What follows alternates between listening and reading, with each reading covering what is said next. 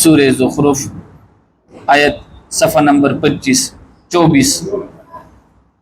سورہ زخرف مکیتن دا سورہ زخرف تے په مکہ مکرمہ کې نازل شوی دی وهي 89 آیتا پدې کې نه اتیا آیتونه دي وسبع رکوعات او پدې کې او رکوعانی دي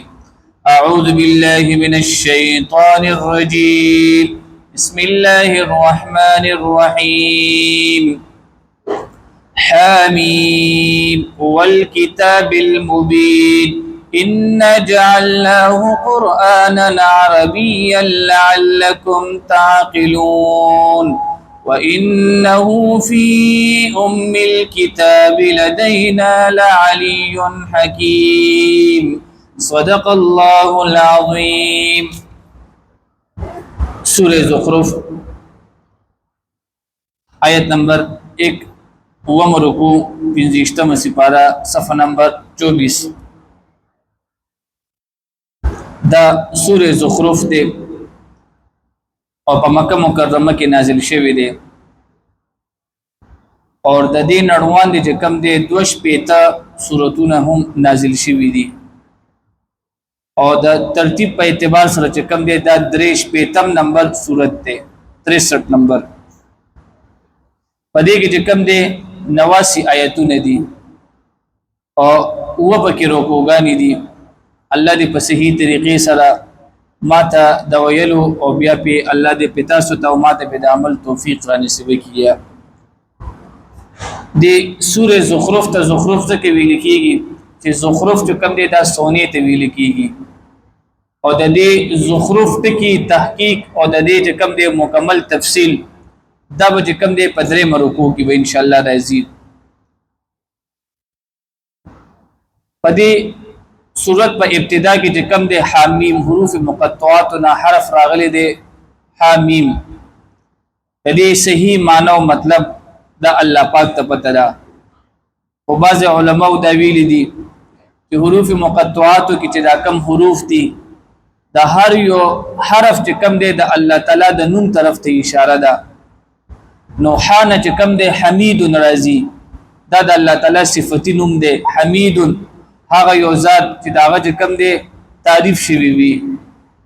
او میم نه مراد کم دی دا هم د الله تعالی نوم دی مجید ویل کیږي بزرګي والا دا دوانه د الله تعالی صفتی نومونه دي او حامیم دویم قول پدې کې دا چې دا حروف مقطعات دي حامیم الله ورسوله اعلم بمراده والکتاب او قسم دې په دې کتاب باندې المبین چې ښکار دې الله تعالی چې کوم دې قسم خوري په دې قران مجید باندې چې دا قران مجید یو ښکار کتاب دې څه مطلب د ښکار کېدل مطلب ادا دې چې دا به تر قیامت پورې دا د غلطۍ نه صفا دې اور دغه شان د قران مجید ښکارا داسې دي چې په هر یو عمر کې یو بنده ک د دې د عزت کول نیت وکي الله به وتی عزت کوي او دا ښکارا دي دا پچا باندې پټ نه دي اور دغه شان ته ټول دنیا چې تاسو وګوره یو کس پم تاسو داسې پیدا نه کې چې په قران کې چې کم دی د زبر زیر غلطي سو برداشت کی امام معمولی شانتی په مونږ کې غلط شي اور د بششاده چې کم دی حافظ ولاړی یا چې کم دی خلق ته هغه آیتونه یادي او ډایرکټ شاته نه چې کم دی فتح ورکی خلق معلومیږي دا چې قران مجید داسې شي دی دا انتهایی واضح کتاب دی واضح کتاب دی نو الله قسم خوري قسم باندې په قران مجید باندې ان جعلناه بشک مونږ دی قران مجید ته نوم یک دلې دی قرانا یا بشک مونږ دا قران مجید ګرځولې دی قرانا عربيا عربی ژبه کې لعلکم تاسو شاید تعقلون عقل پوښی د قران لینګویج د قران ژبه دا چې کوم دی عربي دا ځکه چې کله دا قران مجید نازلېدلو نو دا په نبی له سلام باندې نازل شوی دی نو نبی له صلوات و سلام هم عربي وو او د نبی له صلوات و سلام چې کم صحابه هغه هم سو عربو ځکه دا قران مجید په هغه زبان کې نازل شو چې د دې ازدکول هغه ټیم خلکو د پاره څه شي آسان شي وانه فی الكتاب او بشک هغه قران مجید فی الكتاب په اصل کتاب کې ده لدینا منصر لعلی چې د اوچته مرتبه والا ده حکیم اور حکمت والا ده وانه فی الكتاب چې دا قران مجید په اصل کتاب کې دی څه مطلب لوح محفوظ کې دا قران مجید دا په اصلي شکل کې په دغه ترتیب باندې الته هم موجود دی او بیا په نبی له صلوات و سلام باندې د وخت د ضرورت مطابق او د معاشري د ضرورت مطابق د حالاتو د ضرورت مطابق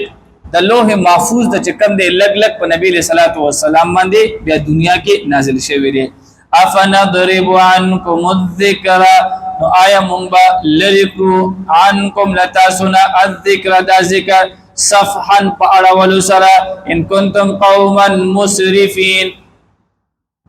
پدی وجه چې تاسو خلق حد نه تیریدون کې وکم ارسلنا من نبی او سمرا اولیګل مونږه من نبی د پیغمبرانو نه فل اولین پړمبنو امتونه کې وما یاتیهم نبی له صلوات و سلام د تسلی ده الله پیغمبر اسانه په لهم ډیر انبیای کرام تلی دي او د هر یو پیغمبر په امت کې کم دي تذلیل شوی دی استهزاء شوی ده لہذا کدا عرب خلق دستا استهزاء کوي تاسو خندا کوي دا دون لوی خبره نه ده د قومونو عادت ته دې کې چې کوم دی نبی صلی الله علیه وسلم ته تسلی ده وما یاتیهم من نبی او نبرات دوی تاسو پیغمبر الا مگر كانوا به يستهزئون حقيب وربا بيوتو کی کوله فاهلكنا پس مونږه هلاک ول اشد منهم چې زیات ولدینا بدشن پتاقت کې ومضى مثل الاولين او تیر شو المثال لپخوانو خلقو واخر دعوانا الحمد